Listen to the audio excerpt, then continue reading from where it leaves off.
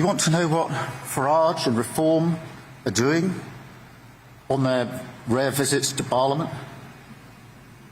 They're voting against our employment rights bill. They talk the language of workers' rights online and on the doorstep.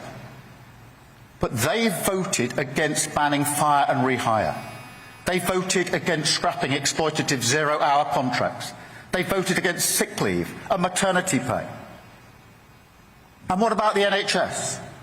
They want to charge people to use our NHS.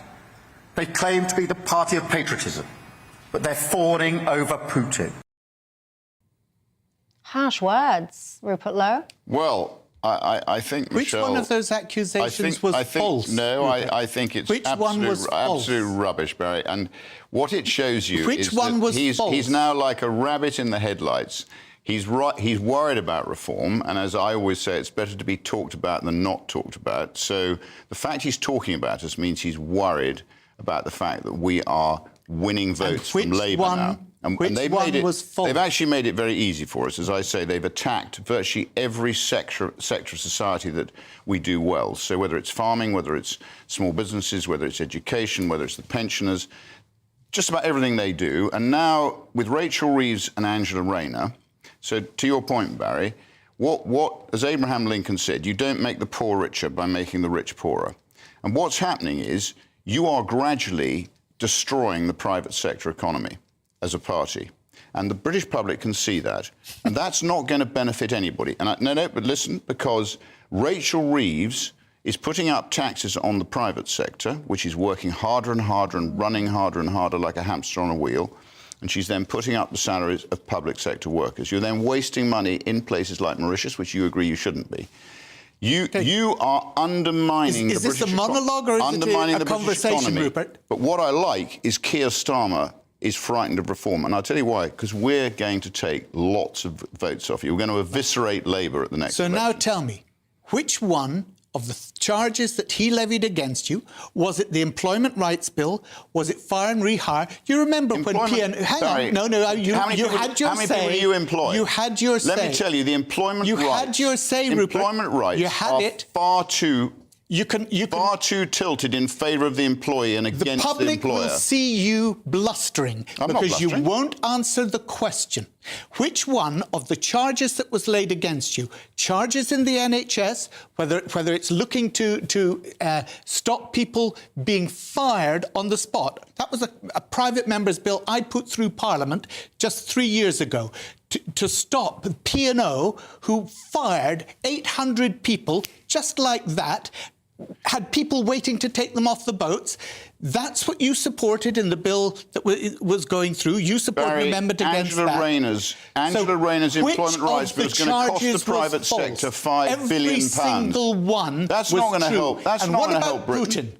That's not going to help Britain. Putin? I've never supported Putin. No, but Farage has, hasn't he? No, not recently. Sorry? Oh, recently? What about in GQ magazine when he said that this was the guy that he most respected in politics? But that's Nigel's view. I've never said that. Well, he is the leader of your party. You want me to justify what Keir Starmer does, I think those comments were made in 2014, weren't they? Were they made in 2014? Do you disagree? Well, they were made at a time when 5 people had just recently been executed in Russia for opposing Putin. Over 10 years ago. For opposing Putin. Okay? Over 10 years ago, and you're quoting something that was said 10 years ago. No.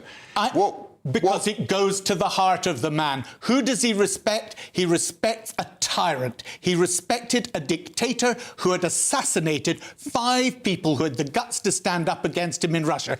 Do you support Putin? But we're talking, Barry, about Putin? 4 things here. Just answer the question, The most important thing to the British people is whether or not our economy prospers. I've told you. Answer the question. I do not support Vladimir Putin. Good. OK. So do you support Ukraine? Equally, I don't support any form of dictatorship. Do you support Ukraine? Of course we have been supporting Ukraine. Really? I don't support putting British troops in Ukraine. No, neither do I. Because we haven't got enough bullets because we've underinvested in our armed forces. Absolutely, Tories did that. We can't fight That's when why you don't send troops somewhere. That's why Keir Starmer but Keir John Starmer made some Don't hollow speak promises. over each other, or else Come on, people Barry. won't be able to Come on, hear. Barry. You're getting a bit leery now. Right, can you answer his questions then? He's repeating the same questions. He's asking you, what of the three are false? Employment rights, Michelle.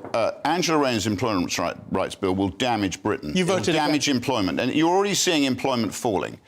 Rayner has raised taxes on employment. So you've basically not only increased NI, you've also cut the threshold at which NI is charged. Straight tax on employment. As a result, it doesn't even start till April. As a result, employers are employing less people. You're seeing it everywhere. And I'm just waiting for the economy to implode. So, Barry, it's all very well to talk about that. The fact is, if the economy implodes, it affects everybody. It affects the people who employ people. It affects the people who Rupert, work. I just want you to be straight. The amount of tax I just want you to be straight, OK? Why? If you say, yes, I do not want to ban zero-hour contracts, I do believe that firing and rehiring people is a perfectly acceptable practice, then say so. Because that's the way you voted. So why don't you tell the British public? I don't believe in Angela Rayner's bill, which I think is overkill. As I've just said to you, I employ lots of people. We look after our people. It's in the interest of a good employer to look after his staff. We do, and we have people who work for us for 50 years, Barry. So I don't need the state to tell me how to treat people properly. And the problem is we've got too much state. We've got too many do-gooders like you who sit in judgment and tell everybody else how to live their lives. No, a good society. People find their own level and they work together in a civilised way. You know what, Rupert? You don't need a bunch of people who've never run a business telling you how to run it. I have run a business, as you well know. I ran a business for 12 years in the City of London. How many of your colleagues? I ran a business for 12 years in the City of London. How many of your colleagues and it was very successful. Thanks very much. Colleagues? But my point to you is this. I would far rather people say I'm a do-gooder than that I'm a do-badder. And what your party was being accused of is being a do-badder. No, Barry, that's not fair. And as my grandfather said, there's much more damage done in society by do-gooders than people who are out and out bad. Tell it to the 800 people that were sacked by P&O that you did not support. But can I... Incorrect, Barry.